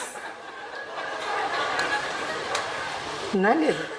ஒரு பொண்ணு ஆக்சிடென்ட் ஆகி கிடக்குதுங்க, கையெல்லாம் இப்படி ஆயிடுச்சு, ரத்தம் வடியுது, அது ஃபோனை எடுத்து கேட்குறேன், எங்கள் காலேஜ் பொண்ணு, அப்பா நம்பர் சொல்லுடா, 108க்கு ஃபோன் பண்ணிட்டேன், அப்பா நம்பர் சொல்லுடா.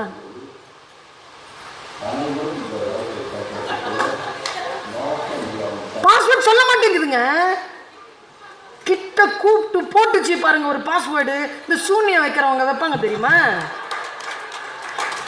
ஒரு ஸ்டார் போட்டு, ஒரு W போட்டு, ஒரு Z போட்டு, ஒரு T போட்டு, அதுல ஏதோ ஒரு அப்படி ஒன்று அழுத்திச்சு. அப்பதான் அது திறந்து மயங்கிருச்சு. அது 2 நிமிஷத்துல மறுபடியும் சுவிட்ச் ஆஃப் ஆயிடுச்சு. அடுத்தவங்களுக்கு தெரியாத ரகசியம். பெற்றோர்கள் நிறைய இருக்கீங்க, குட்டீஸ் கொஞ்சம் தான் இருக்கிறீங்க. அதனால சொல்றேன், முதல்ல எல்லாம் நம்ம அம்மா அப்பா என்ன செய்வாங்க, நம்ம வந்தோட நம்முடைய பையை செக் பண்ணுவாங்களா, என் அண்ணன் பையை செக் பண்ணுவாங்க, கொட்டி செக் பண்ணுவாங்க உள்ள ஏதாவது இருக்கான்னு. இன்னைக்கு நான் கொட்டி செக் பண்ணனா என் பையன் ஏதாவது இருக்கான்னு இதை தான் கொட்டி செக் பண்ணணும். ஏன்னா எல்லாம் இதுக்குள்ளே தான் வச்சுருக்கான் அவன். எனக்கே தெரியாது பாஸ்வேர்டு. அவன் வச்சுருக்கான் க்ளவுடில் எல்லாம். 9,000 ரூபாய் நான் கட்டணும். உள்ளுக்குள்ளே ஃபுல்லாக ரகசியங்களை ஃபோல்டரை வச்சுருக்கான். எங்கே போய் கொண்டிருக்கிறது தலைமுறை? இந்த தலைமுறையிலிருந்து நாம் ஒன்றை காப்பாற்ற வேண்டும் என்றால், மிகப்பெரிய லீடர்ஷிப் வேண்டும் என்றால், இந்த சகோதரி சொல்லிவிட்டு போகிறேன், ஹேவ் டிஜிட்டல் ஃபாஸ்டிங். ஒரு பொழுது இருக்கிறீங்க, 2 நாட்கள் தானே, ஒரு பொழுது இருக்கிறீங்கல்ல, 40 நாள் ஈஸ்டருக்காக காத்திருந்து 2 நாட்களில் வாழ்கிறீர்கள் தானே. ஒவ்வொரு நாளிற்கும் தூங்குவதற்கு முன்னால் 3 மணி நேரம் நான் விரதம் இருப்பேன். அந்த நேரத்தில் நானாக முயற்சி செய்து எந்த ஆப்பையும் பார்க்க மாட்டேன். 2 குட்டி பசங்க, சரி மேடம், இவ்வளோ வேர்த்து விறுவிறுக்குத பேசுதே இந்த அம்மா, இது கூட இல்லைன்னா மன வருத்தத்தோட போவாதா? சரி சரி, நான் உனக்கு கொடுக்குற வாக்கு, நான் டிஜிட்டல் ஃபாஸ்டிங்கில் இருக்கிறேன்னு சொல்லுது. நான் என்ன பண்ணியிருக்கேன்னு சொல்லவா? இப்போ நான் ஒன்று சொல்கிறேன்னு வச்சுக்கோங்களேன், எப்படி தெரியுமா பவர் வரும்? நான் ஃபாலோ பண்ணாமல் பவர் வராது. ஒருத்தர் சொல்கிறார், ஆமாம், 10 மணிக்குங்க என்னுடைய ஸ்க்ரீன் டைம் ஆஃப் ஆகிடுங்க. ஸ்க்ரீன் டைம் ஆஃப் வச்சுருக்கேன், இதில் ஸ்க்ரீன் டைம் ஆஃப் ஆகிடும். நான் திறக்கணும்னா அதுக்கிட்ட நான் பர்மிஷன் கேட்டு 3 நிமிஷம் போராடணுங்க, அப்போ தான் திறக்கும். அது 1 நிமிஷம் வேணுமா, 15 நிமிஷம் வேணுமா, இல்லை ஃபுல்லாக விட்டுற சொல்கிறியா, இல்லை கேன்சல் பண்ணிடுறியா உன் ரிக்வெஸ்ட்டை? 4 கேட்கும். 15 நிமிஷம் கொடுத்தேன்னு வச்சுக்கோங்க வாட்ஸ்அப் பார்க்குறதுக்கு. வாட்ஸ்அப் திறக்காது. ஃபோனுக்கு ஒரு இப்போ பாஸ்வேர்டு வச்சுருப்பேன்ல, 10 முறை கேட்கும். சீப்போ அப்படின்னு வச்சிடணும். அந்த அளவுக்கு என்னை தொந்தரவு பண்ணும். அடுத்த நாள் காலையில் காரி துப்போம். நேற்று நீ பார்த்த ஸ்க்ரீன் டைம் 8 மணி நேரம். 8 மணி நேரம் இந்த மூஞ்சியில் முழிச்சிட்டு இருந்திருக்கேன். இப்போ குறைச்சி வந்து 2 மணி நேரத்துக்கு குறைச்சிருக்கேன். Screen time only 2 hours. Phone மட்டும் அட்டன் பண்ணிக்கிறேன். மெசேஜ் ஏதாவது வந்துச்சுன்னா வாட்ஸ்அப் பார்த்துக்கிறேன், அது பிங் ஆகும்ல, அப்போ மட்டும் பார்த்துக்கிறேன். குரூப் மெசேஜ் எல்லாம் பார்த்துக்கலாம், மொத்தமாக பார்த்துக்கலாம், ஒன்றும் அவசரம் இல்லை. நமக்கு நாமே, நான் இப்படி சொல்றேனே, சீத்தை ஏன் கோட்டை தாண்டினாள்? லக்ஷ்மணன் போட்டா அதனால தாண்டினா. ராமனே போட்டிருந்தா கூட பசின்னு வந்தவனுக்காக தாண்டி இருப்பா. ஒருவேளை இது என் பாதுகாப்பாக்கானது என்று தானே போட்டுக் கொண்டிருந்தால் ஒருபோதும் அவள் தாண்டி இருக்க வாய்ப்பே கிடையாது. நீங்கள் உங்களுக்கு போட்டுக் கொள்ளுங்கள். நம்ம சொல்றல, விநாயகன் அவன் கையில் வைத்திருப்பது என்ன? அங்குசம் தானே. தனக்கு வருகின்ற மதத்தை தானே அடக்குகின்றவன் தானே விநாயகன். அடுத்தவர்கள் அடக்கினால் கோயில் யானதான். இப்படி கேட்டுக்கிட்டே இருக்கணும். நாமளே வச்சிருந்தோம்னா நம்ம கிட்ட கேட்பாங்க, நீ எனக்கு சொல்லு அப்படின்னு கேட்பாங்க. நான் லீடராக இருப்பதற்கு என்ன என்ன தகுதிகள் எனக்கு வேண்டுமோ அந்த தகுதிகள் எனக்கு வர வேண்டும். பழைய விஷயங்கள் தான், பழைய விஷயம்தான், நினைவுபடுத்துறதுக்காக சொல்லிட்டு போறேன், பழைய விஷயம்தான். ராமகிருஷ்ண பரமஹம்சர் ஒரு வாட்டி உட்கார்ந்து இருக்கும் பொழுது, நான் ரொம்ப மனசால சொல்றேன், இத காளி பூஜை நடக்குது, லட்டு பிடிச்சிட்டு இருக்காங்களாம். ஒருத்தர் வந்து சொல்றாரு, லட்டுக்கு எறும்பெல்லாம் வருது, என்ன பண்றது, கொல்லக்கூடாதுன்னு வேற சொல்லிட்டீங்க, இன்னைக்கு ஏதோ விசேஷமா, என்ன பண்றது குருவே? அமைதியா இருந்துட்டு எழுந்து சொன்னாரா, தொடப்பத்தை எடுத்து எறும்பை பெருக்கிட்டு 2 அடிக்கு சக்கரை போடுனாராம். சரியா? சக்கரை போட்டு உள்ள உட்காந்து பிடிச்சிட்டாங்க. எறும்பு சர்க்கரை சாப்பிட்டு போயிடுச்சு. லட்டு தயாரா இருக்கு. சத்சங்கம் கூடுது, குரு பேசுற. என்ன வார்த்தை பாருங்க, காளியின் லட்டு என்கின்ற பிரசாதத்தை தேடி எறும்புகள் வந்தன. பிரசாதத்தை சாப்பிட ஒட்டாதபடிக்கு நான் சர்க்கரை என்ற ஆசை காட்டினேன். ஆசையை அனுபவித்து விட்டு எறும்புகள் இலக்கை அடையாமல் திரும்பி போய்விட்டன. நீங்களும் அப்படி இருந்து விடாதீர்கள். இலக்கை அடைய விடாமல் நம்மை தடுப்பது எது? நம் இச்சைகள் என்றால் அந்த இச்சை பாருங்களேன். ஒண்ணு சொல்லுங்க, வறுமை இருக்கலாங்க, நம்ம எல்லாருக்கும் வறுமை இருக்குதானே. ஒரு தலைமுறை தானே நிமிர்ந்து இருக்கோம், ஒரு தலைமுறை தானே நிமிர்ந்து இருக்கோம். நம்ம அம்மா அப்பா எத்தனை பேர் அம்மா அப்பா மச்சு வீட்டுல இருக்காங்க? நிறைய பேர் வந்து வாடகை வீட்லயே, நிறைய பேர் வந்து அந்த கிராமத்து வீட்லயே தான் இருக்கிறாங்க. நாம் படித்ததனால் ஏதோ நம்முடைய வீட்டில் நாம் இருக்கிறோம். என்னுடைய அம்மாலாம் இன்றைக்கும் அவர்கள் எங்கிருந்து ஆரம்பித்தார்களோ அங்கேதான் இருக்கிறார். சுயமரியாதைக்காரி. அதனால் எங்கள் வீட்டில எல்லாம் அவங்க வாழறதில்ல. வந்தா வந்து தாய் வீட்டுக்கு தாய் பறவை வந்து பார்த்துட்டு போங்க.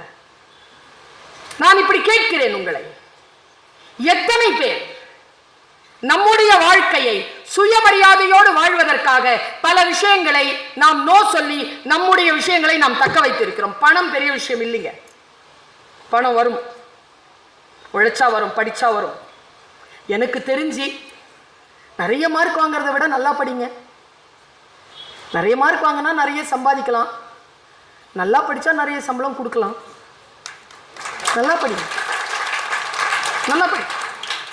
சும்மா வெறும் வேறு மாதிரியான நினைவுகளுக்குள்ளேயே இருக்க. எப்போ பார்த்தாலும் யூபிஎஸ்சி, ஐஏஎஸ், ஐபிஎஸ், அப்புறம் டாக்டரு, அப்புறம் மற்றதெல்லாம் வேலை இல்லையா? செருப்புங்க, டாட்டா ஆரம்பிச்சாருங்க செருப்பு கம்பெனியா, கோடி கோடிங்க. உங்களுக்கு சொல்றதுக்கு என்ன, தோல் கம்பெனிலாம் இருக்கிறத ஊர் தானே. நான் யோசிச்சு பார்க்கிறேன், எங்கிருந்து நம்முடைய வாழ்க்கையை எங்கே நமக்கு திசை திருப்பி விட்டார்கள். யாரோ சொல்கிறார்கள் தொழில் உயர்ந்ததுதான். ஆனா நான் சொல்றேன், படிச்சுட்டு தொழில் செய்வோம், படிச்சிருவோம், படிச்சுட்டு தொழில் செய்வோம். எந்த தொழில் செய்ய வேண்டும் என்று நான் தான் முடிவு செய்வேனே தவிர என்னுடைய பிறப்போ என்னுடைய இனமோ அதை முடிவு செய்ய முடியாது என்று சொல்லக்கூடிய அதிகாரம்.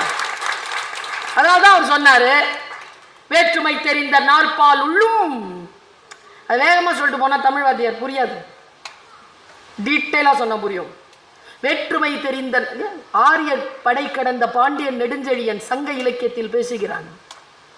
உற்றுழி உதவியும் உருவொருள் கொடுத்தும் பிற்றை நிலை முனியாது கற்றல் நன்று. படிச்சிரு, படிச்சிரு.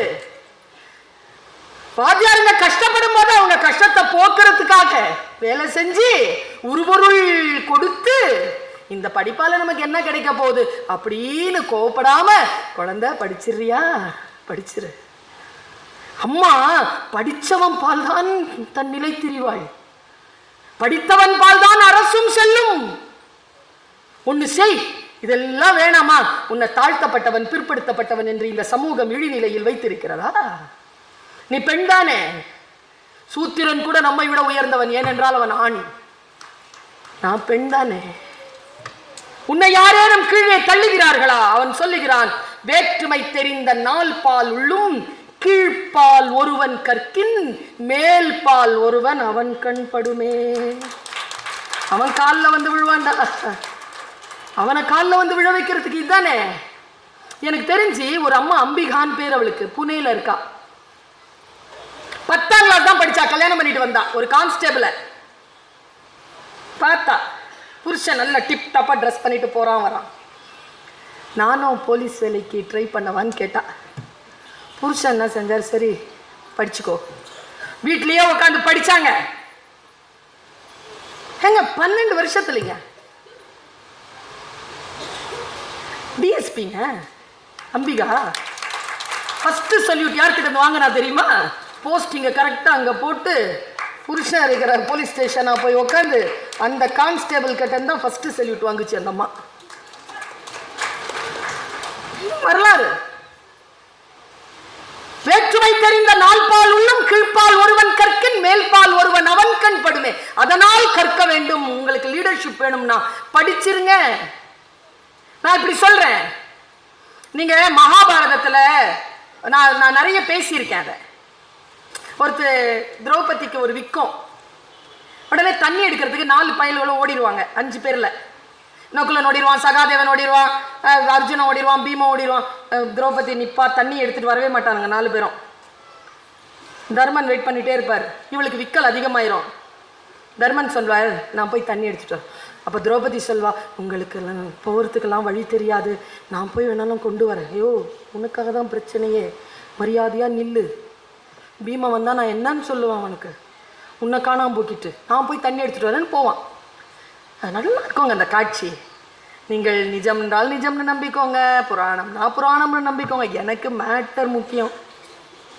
எப்பொருள் அப்பொருள். பாருங்க, எவ்வளோ முக்கியமான தகவல் பாருங்க. போவான், அங்கேயே ஒரு குளம் இருக்கும். குளம், ஆனால் குளம் நார்மலாக இருக்காது. பார்ப்பான், அங்கே ஒரு மரம் இருக்கும். அந்த மரத்தில் ஒரு எக்ஷன் மறைஞ்சிருப்பான். அவன் வச்சிருக்கிறது மாயக்குளம். தண்ணி குடிக்க வரவங்களுக்கு அவன் கொஸ்டின் ஆன்சர் கொடுப்பான். கொஸ்டின் கொடுப்பான், ஆன்சரை கொடுத்தா தண்ணி கொடுப்பான். இல்லைன்னா மயக்கமடையை வச்சு தொங்க விட்டுக்குவான். பசிக்கும் போது சாப்பிடுவான். 4 பேரும் அங்கே தொங்கிட்டு இருக்கானுங்க, மயமாக இருக்காங்க. தர்மனுக்கு தெரியாது. பாப்பா கேட்டுக்கும். தர்மனுக்கு தெரியாது. நேராக தர்மன் வந்து உட்காருவான். தண்ணி இங்கே தான் இருக்குது, பயல்வெளியும் காணோம். சரி, தண்ணி எடுத்துக்கலாம். தண்ணி கிட்ட அப்படி வரும்போது மறுபடியும் தோணும், இல்லையே இவ்வளோ ஃப்ரீயாக இருக்குது, காற்றே இல்லாமல் இருக்க, கல் மாதிரி இருக்குது தண்ணி, என்னது இது? கொஞ்சம் யோசிப்பாங்க. யோசிக்கும் போது இப்படி படபடப்பாக யோசிக்கும் போது தானே நமக்கு எக்ஸாமினேஷன் ஆன்லேயே கொஸ்டின் பேப்பர் வரும். கொஸ்டின் பேப்பர் வருது, மேலேருந்து ஒரு இலை துங்குன்னு விழுது. என்னடா இது, இலை கல் மாதிரி விழுது. கல்லை பார்த்துட்டே இருக்கும்போது இலையினுடைய பகுதி தண்ணியில் பாதி தரையில் பாதி அப்படி நகர்ந்து போகுது. தரையில் இருக்கிறது மஞ்சள் ஆகுது, தண்ணியில் இருக்கிறது சிவப்பாகுது. சிவப்பு மீனாகுது, மஞ்சள் பகுதி குருவி ஆகுது. கொஞ்ச நேரத்தில் 2 படபடன்னு சண்டை போட்டுக்குதுங்க. இது இழுக்குது, அது இழுக்குது. தரையில இருக்கிற குருவி தண்ணியில இருக்கிற மீனை தரைக்கு இழுக்குது, தண்ணியில இருக்கிற மீன் தரையில இருக்கிற குருவியை தண்ணிக்கு இழுக்குது. 2 சண்டை வரும்போது கொஸ்டின் கேட்கிறான் அவன், எது வாழும்? பதில சொல்லி தண்ணி எடுத்துட்டு போ. பார்த்த தர்மன் சொன்னான், தக்கது வாழும், தகாதது வீழும். இவ்வளவுதாங்க பதில். அந்த சந்தோஷத்துல 4 பேரையும் திருப்பி கொடுத்து 14 வருஷம் உங்களுக்கு தண்ணி தாகமே எடுக்காது என்கின்ற வரத்தையும் எக்ஷன் கொடுத்தான். அந்த கதை முடியுது. நான் இது ஏன் சொல்றேன் தெரியுமா? எனக்கு தெரியாது எக்ஷன் வீசிய இலையில் நாம் தான் அந்த இலை. நீங்க குருவியா மீனா? நான் குருவியா மீனான்னு எனக்கு தெரியும்.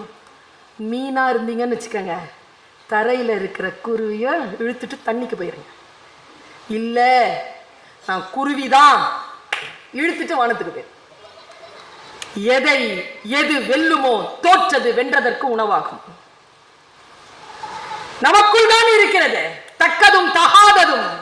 எது வாழணும் எது வீழணும் என்பதனை நான் தான் முடிவு செய்ய வேண்டும். அடுத்தவர்கள் எனக்கு வழிகாட்டுவார்கள், அவ்வளவுதான். நான் என்ன பார்த்து சொல்றேன், என்னுடைய பேச்சை கேட்டு சொல்றாங்க, உங்களுடைய பார்த்துட்டு தான் நான் தூங்குவேன். நானும் 10 வருஷமா எனக்குள்ள பொங்கிட்டு இருக்கு இந்த கேள்வி. யாரை பாருங்க, மேடம் உங்க பேச்சை கேட்காம நான் தூங்குறதே இல்லை மேடம். நான் போய் என் கண்ணாடி முன்னால நின்று கேட்டேன் இந்த கேள்வி, ஏன் சுல்தானா தூங்க வைக்கவா பேசுறேன்? கொஞ்சம் நினைச்சுப்பா, எவ்வளவு வலிக்கும் எனக்கு. ஏன் இப்படி சொல்றாங்கன்னு. சானியோன்னு ஒரு பொண்ணுங்க துபாயில் இருக்கா. அவ போட்டாங்க ஒரு மெசேஜ், அப்போதாங்க எனக்கு கண் திறந்தது.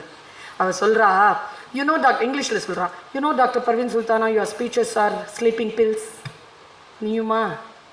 உன்னுடைய பேச்செல்லாம் வந்து தூக்க மாத்திரை தெரியுமா உனக்கு? ஏன் அப்படி சொல்ற? இல்லை, என்னை இந்த உலகம் போட்டு கசக்குது, என்னை காரி துப்புது, எனக்கு ஒரு யோகியதை இல்லைன்னு சொல்லுது. எவ்வளோ செஞ்சாலும் என்ன நாசம் பண்ணி நான் தூங்காம மன உளைச்சல், என்னடா வாழ்க்கை இதுன்னு படுக்கும்போது நீ வர. ஏ பெண்ணே, இந்த உலகம் அழகானது, நீ அறிவானவள், உன்னால் தான் இந்த உலகம் இயங்குகிறது. நாளை சூரியன் கூட உனக்காகத்தான் காத்திருக்கிறது. விடிவதற்காக நீயும் ஆழமாக உறங்கு, உன் திறமைகளோடு எழு. நாளை சந்திக்கலாம், காலையில் சந்திக்கலாம், இப்பொழுது உறங்கு என்று நீ என்னை சமாதானப்படுத்தி தூங்க வைக்கிறாய். எழுச்சியுடன் நான் எழுகிறேன். உன்னுடைய பேச்சு தூக்க மாத்திரை தானே, அதுக்காக தானே கேட்குறோம். சமாதானமாகிறதுக்கு தானே கேட்கறீங்க. நான் என்ன சொல்றேன், சமாதானமாகின்ற இந்த 2 நிமிடம் 3 நிமிட பேச்சா உங்களை வழிபடுத்தி விட போகிறது கிடையாது. இப்படி சொல்லிவிட்டு போகிறேன், இந்த உலகத்திலேயே ஒரே ஒரு மனிதர் தான் நம்மை காப்பாற்ற முடியும். அது நான் மட்டும்தான்.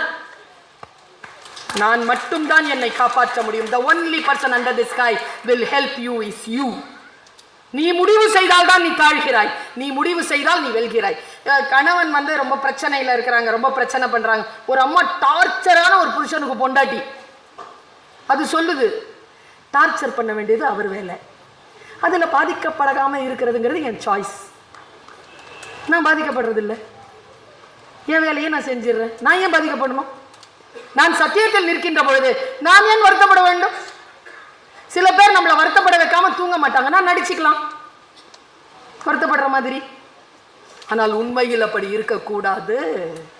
நமக்கான வாழ்க்கை ஒரு முறைதான் நமக்கு சாத்தியமாகிறது. நான் இப்படி சொல்லி முடிக்கிறேன். நான் சிட்டுக்குருவிங்க.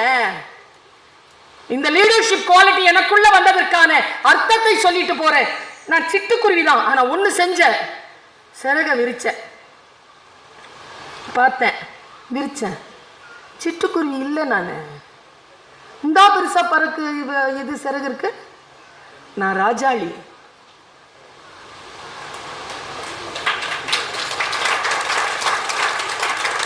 நீங்களும் உங்கள் சிறகுகளை விரித்து பாருங்கள். நீங்கள் புறாவோ குருவியோ கிளியோ அல்ல, வானத்தை கிழித்து மேகங்களை கிழித்து மேலே ஏகும் ராஜாளி என்பதனை புரிந்து கொள்வீர்கள். வாருங்கள், பரப்போம். வானம் காத்திருக்கிறது. வையத் தலைமை கொள்வோம். நன்றி, வணக்கம்.